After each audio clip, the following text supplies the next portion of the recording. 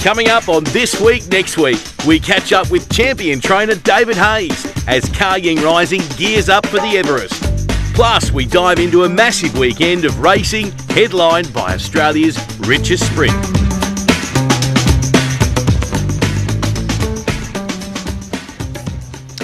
Hello, I'm Ray Thomas and welcome to This Week, Next Week. Of course, it's Everest week in Sydney and a big build-up to Saturday's world's richest turf race, Corey Brown. I've seen nothing like it in the last few days. The Kaying Rising rumour mill's been in overdrive, but we'll talk to David Hayes shortly. But fair to say, he worked pretty well this morning at Canterbury. Yeah, I just seen the video and he looked to have worked very, very well. So, yeah, the old racing rumour mill. It's been an overdrive. We'll get to David Hayes very shortly because plenty to review from Rose Hill last weekend where we had a terrific race day, and the Roman Consul Stakes was a reappearance of Mahuna, but it was Hidden Motive, brilliantly ridden in front by Ash Morgan, just too good. Beedman, very, very unlucky. Yeah, Beedman should have won the race, definitely, Ray. But I was nearly right of the day, Tommy Berry, to put Mahuna up in front of Beedman and, just trying to take him out of the race. They did everything they could to beat, but they were a little bit, I'm not going to say disrespectful, but I think they forgot about the leader and Ash Morgan, and he just got his own way out in front, and that was definitely what won in the race. But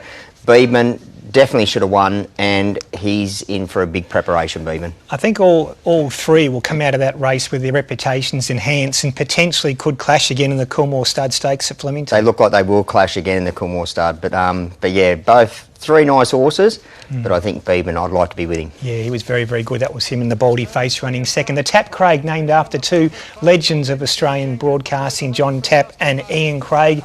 And the Godolphin Juggernaut just keeps rolling along. This time, Michael Friedman with Oh Hope. Yeah, and the Friedman and Tommy Berry show, it continues on as well. He's riding in terrific form. Michael's turning every runner that he turns out. They look terrific and they've been very, very competitive. His strike rate's unbelievable, but that was a really nice win there on the weekend, Ray. The tempo was solid up front, allowed Tommy to get back off them, but just love the way that this horse lengthened and hit the line. He's riding with confidence, isn't he, Tommy Berry? He's riding super. We'll see that horse going on now to the Spring Champion Stakes. And here's the Gloaming Stakes, Corey, and Shangri-La Boy, only his third race start, jumped straight to the front. Half-brother of Storm Boy, but this bloke can stay. He can stay, Ray, and it was another jockey who's riding in terrific form, Adam Hieronymus. He's banging out winners left, right and centre and riding them in every different position as well. But there on the weekend, he showed initiative early, went forward. Obviously, the horses showed good speed before over shorter distances, but he landed in front, he raided the horse well, and what I liked about him, Ray, he had a really good turn of foot. Only his third start in a race, terrific training performance by Gay and Adrian, but gee, they're playing with gas here. I think they're cooking with gas. 2,000 metres Spring Champion, no issue? No problem at all. Yeah, he's a promising horse. On then to the Neverson, and I think half of Australia was on the favourite here, Gangster Granny. She got the job done, but only just. Monty Supreme super running second. Monty Supreme is in absolutely terrific form. Just keeps getting better and better, but taking nothing away from Gangster Granny. Terrific ride there by Zach Lloyd because they did string out and run really fast time early. And they're hard positions to ride when you're dragging the rest of the field up. Your timing's got to be absolutely bang on, and that's what exactly happened there with Zach. We might see both of those going on to the Invitation, which is a perfect race for Gangster Granny. She's so genuine. Yeah, she is. She's a beautiful horse. Like she, obviously, we know to last start, she didn't have a lot go her way, but there on the weekend, everything went away. But still, she got there probably a bit too soon off the hot speed, but she was tough through the line. So nice horse. Exactly. On to the Hill Stakes and one of the most popular horses in Sydney racing, Lindemann. The crowd started cheering about here, Corey, when Nash said, let's go, and he kicked clear. I've said it time and time again, but when horse and jockey know each other like Nash and Lindemann know each other, it's a great combination. Nash knows him back to front, and I just love the ride there on the weekend on Nash. They tried to beat him going down to that first turn. There's a line of 6 horses going, but Nash just allowed them to find their spots. Once they found their spots, he rolled on and just let him, he just rates him so well. He doesn't look like he's running time, but I reckon he'd be competitive in the Cox Plate. He would be, yeah. He's a horse in a rich vein of form at the moment, Lindemann. He's got form through Sedilius and Fangirl. Doesn't get much better than that. Talking about horses in a rich vein of form, Headley Grange through the car park. Doesn't matter to this horse. His 7th win for the year. He was never on the track, but he's got the heart the size of Farlap. Mate, he's got a heart like a lion. He's just got so much fight in him. I'm not saying he's a hard horse to ride, but I think early days, I don't think he was the easiest horse to ride, but Adam Hieronymus gets along with him so well. He drew awkward. He obviously found a little bit of cover, but I just love his will to win. He's just a tradesman-like type of horse. I think Gringotts, after a couple little setbacks, first run 7 weeks, he's the big improvement. He'll be right. Exactly. He'll be right. There was Group 1 racing at Caulfield on the weekend. Small field for the Might and Power. We thought it was between Treasure of the Moment and Buckaroo, but Globe led and they couldn't get past him. It was a trot and canter, to be honest, again, to the top of the straight. Exactly, racing, yeah. So, look, taking nothing away from the winner, but there's a couple of jockeys there that should have been on their bikes early. They just give Blake, and Blake's probably riding the best out of anyone in the straight. I've been saying it for a while now. Mate, he's a great rider. He's an underrated rider, but he's bang on there on the weekend, and he just mathematically impossible to get home over top of him. Yeah, he was just too good. Brilliant front-running ride from Blake Shin on Globe. On to the Toorak Handicap, and Transatlantic just won. Good, tough win by the Queenslander. Good, tough win by the Queenslander. Good to see Tony Gollan in the Group 1 winning circle again. Mark Zara, he's a terrific rider. He rated the horse out in front very, very well. Narrow margin, but like they say, Ray, they pay on the post. Exactly, and of course Tony Gollan did win this race last year with Antino. Not sure Transatlantic's quite in the Antino bracket, but he's in very, very good form and got the job done. On to the Caulfield Guineas, and Redute's Choice won this race back in 1999. His son, the Autumn Son, won the race in 2018, and his grandson, Autumn Boy, gets the job done in the Caulfield Guineas for Chris Waller and Damien Lane. I reckon he had his doubters after his run here in Sydney, and he's trapped wide. He didn't have a lot of luck, but down there on the weekend he was great. He was strong through the line. He needed a little bit of luck, but once the luck came and he got daylight, he quickly gathered himself up and worked the line great. Well, Corey, this morning, of course, Marzu was selected as the 12th and final runner into the Everest to complete the field, but all the talk over the last 48 hours or so has been about Kah Ying Rising. Yep. The social media, as you mentioned at the top of the show, has been in overdrive. He's had everything from he's off his feet, he's got a sore leg, he wasn't settling in. He booked his flight home, he's everywhere. They had him scratched at one stage. Yeah. So look, that's the rumour mill, Ray, of racing. Once, especially the negative news, once, as you would know, a little bit of negative news, they just run with it like wildfire. So, but as David's reported on, he's fit and healthy and he's ready to go. It was interesting because at one stage on Sunday evening, TAB were forced to suspend the betting on the Everest, and we'll talk to Timmy Ryan a little later about exactly what happened there. But I've seen nothing like it, honestly, Corey. And I rang David Hayes. We actually had him on Sydney radio yesterday morning, and I put it to him that the rumours had been around. He said, the horse is fine, come and see him Monday morning at track work, you'll see what I mean, and he'll set the track alight. But then the longer the day went throughout the afternoon on Sunday, the more this rumour just started to gather momentum. So it was interesting this morning at Canterbury track work, just after 6 a.m, Corey. I haven't seen so many people at Canterbury for a long, long time. He galloped really well, Kah Ying Rising, but importantly, David Hayes was there. He fronted the media immediately after the gallop, and as he always does, he was polite, but he deflected the controversy like a Steve Smith leg glance. He made it look so good. I spoke to David Hayes immediately after the gallop, and he put all those rumours to bed. David Hayes, we saw Kah Ying Rising on the Canterbury track this morning. Despite reports that we've heard in social media, he looked pretty good this morning. Yeah, he did. He ate up, so he's on his food. He let down and ran home in 38, probably his last 400 in 12 or 200. We couldn't be happy with him. The riding boy's very happy, and there's nothing wrong with him, and it's all full steam ahead. Where do you think the rumours have emanated from, David? I've got no idea, because it was quite funny. Yesterday morning I came back from the track, said to my wife, I don't think I can have him better. He's in great shape. And then by lunchtime he was scratched, injured, not eating, dehydrated, and not in the race. But it was just all truly fake news. It was quite incredible. The horse we saw today has tightened up considerably, even from the horse we saw at the barrier trial last Tuesday. He looks to be right on track now. Yeah, look, he had a really big blow. That tightened him up. And this morning, he wouldn't know, 4 minutes after he worked, you wouldn't know he had worked. So that gives me an enormous amount of confidence because, as I should have, I've got a lot of faith in this animal. The barrier trial is out of your control tomorrow night, but the rest of the week, what will you do with Kah Ying Rising ahead of Saturday's Everest? He'll have an easy morning tomorrow, and then he'll do a normal canter Wednesday, little bit of striding work on Thursday, and then easy taper into the race. And just finally, obviously, you've got a lot of confidence in your horse, but it's an Everest. There's some great sprinters in the field. Who's the horse you're most concerned about? Oh, look at the informed Briassa's a smart horse. I think the two he trialled against the other day, they said it was a disappointing trial. Jolly Star, and they've got to find 8 or 9 lengths, and we were going probably just as easy. So I think he's got them covered. The War Machine, I think he's the emerging untapped horse, and it's trained by the family, which is lovely.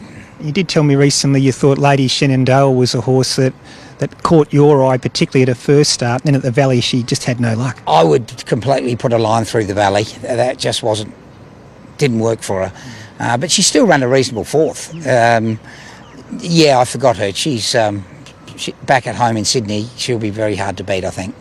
Great to see Kar Ying Rising do more than just stretch his legs this morning. Looks in great order. Best of luck in the Everest on Saturday, David. Yeah, can't wait. That was David Hayes from this morning, just after the track gallop. Corey, he worked off from the 800 metres and probably started to quicken about the 600. We'll see that vision now. And over the last 400, he just started to lengthen stride, ran 38 seconds flat.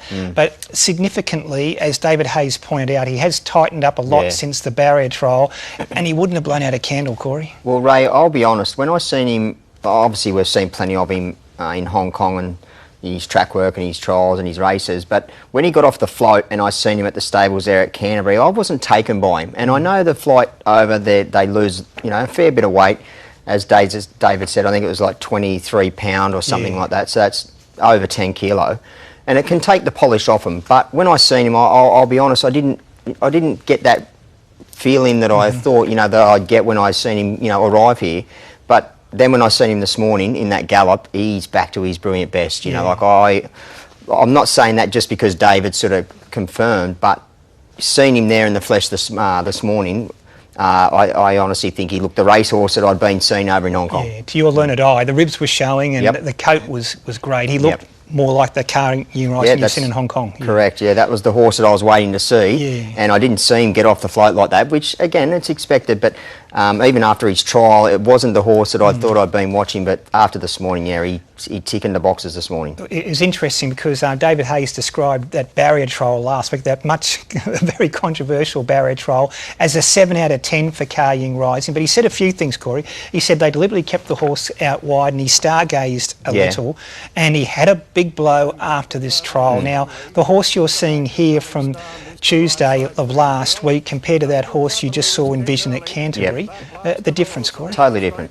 Even there, he's sort of slightly lacklustre. He looks a little bit dull in his manners and his action, but to what we've seen this morning, yes, he only dashed up 600 metres, but I think he was very, very different this morning to that trial, vision of that trial.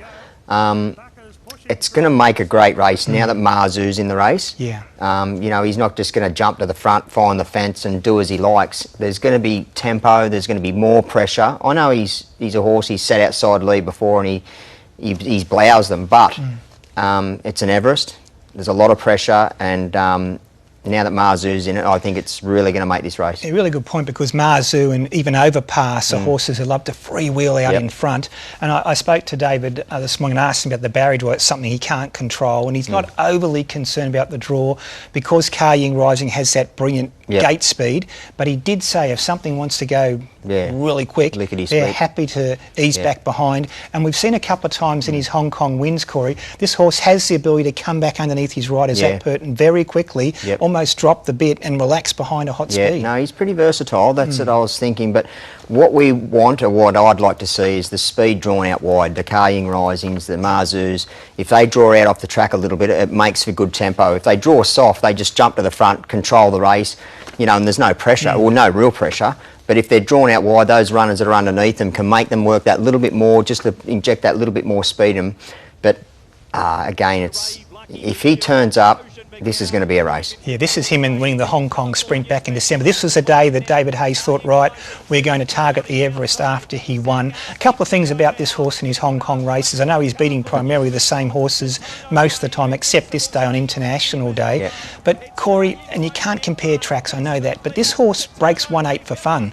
So if he turns up in that sort of form come Everest Day, we're going to get a pretty decent track, a fast track. Yep. He could run any sort of time if he's on his game. 100%. And Ray, a lot of his wins, you get into the front of about the 300 metre mark. Yes, he didn't win by a big margin there in the international sprint, but I've seen him in other races where Zach's idled him down at the 200 metre mark and he's still run unbelievable times. So if he does get like the Marzu and that out in front for a bunny to chase for a lot longer, what time could he run? It's amazing to think what he can run. But let's not forget about the other runners. Mate, I'm really warming to Briasa. It's a great... Well, interesting that David Hayes raised Briasa as a potential rival. And, of course, Briasa was so good winning the Premier Stakes, and he goes into the Everest third up right on song, as does Jimmy Starr, who ran second in the Premier. Yeah, well, Jimmy Starr, he's obviously had to race back because of those bad barriers that he's been drawing, but he's always been attacking the line. And, obviously, the Everest is his grand final, which, same as Briasa. But Briasa, the improvement that he took from first up to second up, and the body language, that's what I want to mention, the body language of Tyler Schiller, obviously ridden for 30 years, and Tyler gets a little bit rough and a little bit ugly on him when he gets desperate, but what he done last time out, he looked like, I used Wayne Harris this morning. He had that straight back and he looked terrific on the horse. So given the body language that he had, and Briasa, I'm really warming towards him. We haven't even mentioned Kar Ying Rising's regular jockey, of course, the expatriate Australian Zach Purton, who's dominated Hong Kong racing over the last decade or so. Is he almost, silly question, but the secret weapon? Because he knows Australian racing, he knows these tracks. It could be. In particular, he knows this horse. Yeah. And even though he was a little bit pessimistic post-barrier trial, Zach Purton and David Hayes have got so much faith in Kar Ying Rising. Well, it's definitely a big plus. Like, we've seen the European riders come over for the bigger races, and Zach's ridden multiple, Group 1 back here, Group 1 wins back here in Australia. So he's definitely a big key to the horse. He knows him back to front, and to front up in an Everest, David would be absolutely tickle pink. And the rest of the week, as David explained in that interview, is just going to probably do a little bit of work on Thursday, but essentially taper off towards Saturday. His routine in Hong Kong, he generally has a fast gallop on the Tuesday prior to the Sunday, hence while the fast gallop was this morning on the Monday prior to Saturday. So he's replicating the normal week routine of Kar Ying Rising into a big race day. And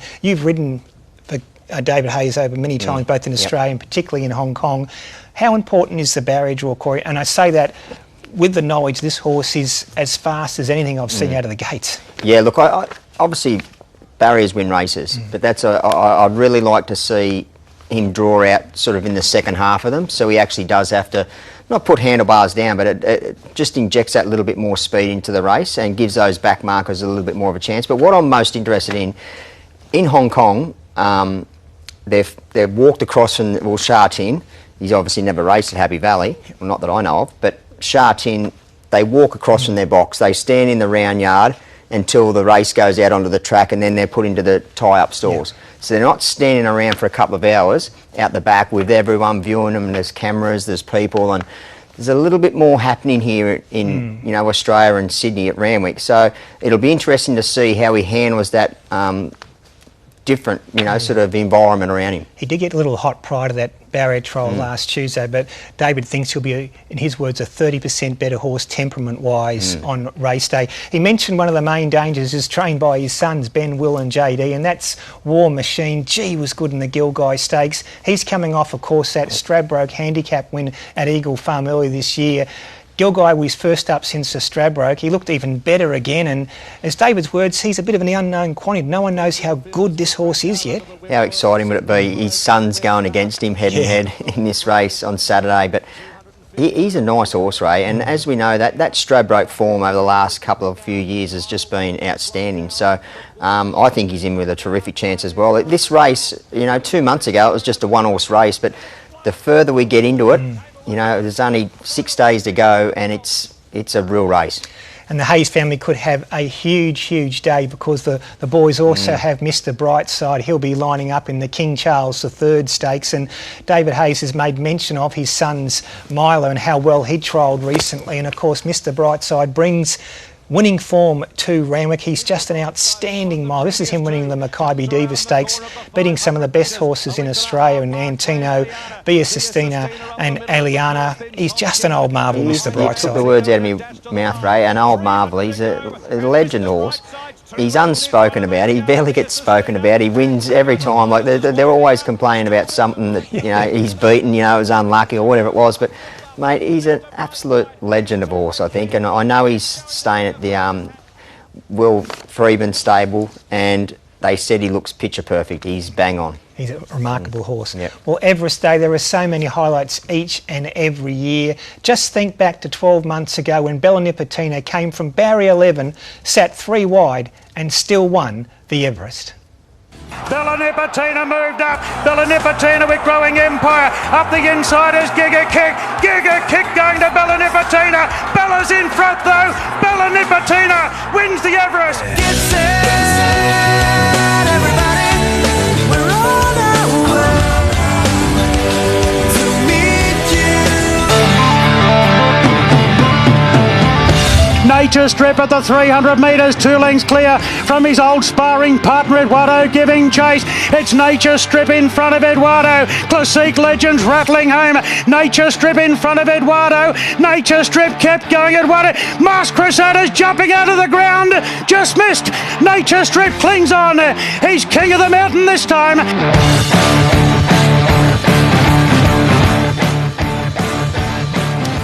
And that was Nature Strip winning the 2021 Everest for trainer Chris Waller and jockey James McDonald. He was the world's #1 sprinter at the time of his Everest win, and we'll get to see the world's #1 sprinter on Saturday in Kar Ying Rising. Tab's Tim Ryan joins us. He's had a busy couple of days. He had to suspend Everest betting last night, but Tim, after listening to David Hayes, I think it's all systems go for the champ going into the Everest on Saturday, Tim. Yeah, happy to see that, and happy to see him there on Everest Day on Saturday. I won't be cheering him, but I want to see him running. It's been a crazy week of Everest betting. He was $1.50 when he barrier trialled last week, and since then, over $250,000 worth of bets to beat Kar Ying Rising, spread over several different runners, and it came to a head last night. We were 150 out to 160 on Saturday. And then last night we just saw so much support for other runners. We did suspend for a few moments. I had a reassessment, put up $1.75. He sits there today as a $1.75 chance. He's popular today. We've got 30,000 and a little bit more out of him already today at that $1.75. So since that piece of work this morning and the AOK from David, punters are now starting to back Kar Ying Rising again. But $1.75 he sits. This betting will close at 10 a.m. tomorrow, and it will reopen again after the barrier draw tomorrow night. So an important draw for Kar Ying Rising. I'd suggest he may even go up a little bit shorter with the certainty of final field tomorrow. But Jimmy Star, he's been the best back to beat the favourite as much as $15 last week. He's into second pick and a $7 chance. Plenty of money around for Jolly Star, Briasa, Lady Shenandoah. Tempted's the one that hasn't quite seen a lot of support. $17 about the 3-year-old. It's the one I thought might be a little bit over the odds. We'll have a look at a King Charles market. We had nominations this morning, and Fangirl, your $2.80 favourite for the King Charles. Mr. Brightside there at $4.50. Pride of Jenny, she was most popular throughout prenoms betting. She's there at $4.50 chance. The firm this morning is for the Haggis Galloper, Lake Forest, $8 into $7. It's seen a bit of support. The Sydney Stakes, this will close tomorrow morning at 9 a.m. And go final field tomorrow. Generosity, your $3.50 early favourite. Bit of money for Cabalas, 8 into 6 off a couple of nice recent trials. Nadal's had support, 11 into 8. It was scratched on Saturday from Caulfield. So a bit of support for it. Also a bit of money around for With Your Blessing and $11 chance. The Silver Eagle, and we saw that trial of Linebacker, and I put it up pretty short here, $2.30. He looks to have a bit of a class edge on this field. A bit of money early for Mayfair. It's an early firm, $6 into $4.50, but Linebacker looks certainly hard to beat there in the Silver Eagle. The Cosy Osco, and still $3.50 about Front Page. Still your favourite here in front of Clear Thinking, a $4.50 chance. She's been quite popular in that betting, and also in front of Compelling Truth, and $8 chance. We've also got a market up too for the ATC St Ledger, and a big go this morning for the William Haggis trained galloper and import. going to have its first run here in Australia. 350 into 250. It's one of the better back runners for Saturday. Big early money for the import. 350 into 250. The other firmer there, More Felons, a bit of an eye catcher in the Metropolitan, $6 into $4.50. Looking ahead to Golden Eagle, and still $2.50 about Autumn Glow for that Golden Eagle market, and a bit to play out over the weekend, but a firm from the weekend was Evaporate, 15 into 11. Yeah, Tim, I'm not surprised there's money for Lake Forest and Sam Hawkins. They looked in magnificent order at Canterbury this morning. But Tim, what horse are you taking on this weekend on what's a cracking Randwick meeting? Well, I've done plenty of taking on Car Ying Rising. I've got him for a stack. But the other horse I really want to take on Saturday is Fangirl. I think she's unders at $2.80. We've seen before when she's taken on Pride of Jenny, the real fast pace does tend to dull her finish. So she's the one I think's under the odds, $2.80 Fangirl. Thanks so much, Tim Ryan. He's got a busy week ahead and the punters coming back for Car Ying Rising now. Well, in New South Wales racing this week, going into Royal Randwick on Saturday, plenty happening as well. On Tuesday, we're racing at Armidale and Murwillumbah. Wednesday, midweek meeting in Sydney is at Warwick Farm. Goulburn and Hawkesbury are racing on Thursday. Bathurst and Taree are the race days on Friday in New South Wales. Royal Randwick on Saturday for Everest Day. Newcastle Provincial meeting, they'll be packed up there as well. Sunday, Lismore and Nowra are racing. Speaking of packed, 50,000 plus at Randwick on Saturday, Corey. So many highlights. What are you really looking forward to? Just the whole day, Ray. It's just such a great day. You know, every year we say, can it get bigger and better, but it has. So, yeah, really looking forward to the racing. But Fangirl for me, it's fair to say I think Timmy Ryan's going to be having a very, very stiff drink on Saturday night once this Everest is over, though. I think you're right. He will if Car Ying Rising. Well, you won't if Car Ying Rising wins. Actually, you might want to have 10 beers because it's a massive liability. But for me, I think Car Ying Rising can rise to the top in the Everest. On behalf of Corey Brown and I, thanks for watching this week. Next week, we'll see you next Monday.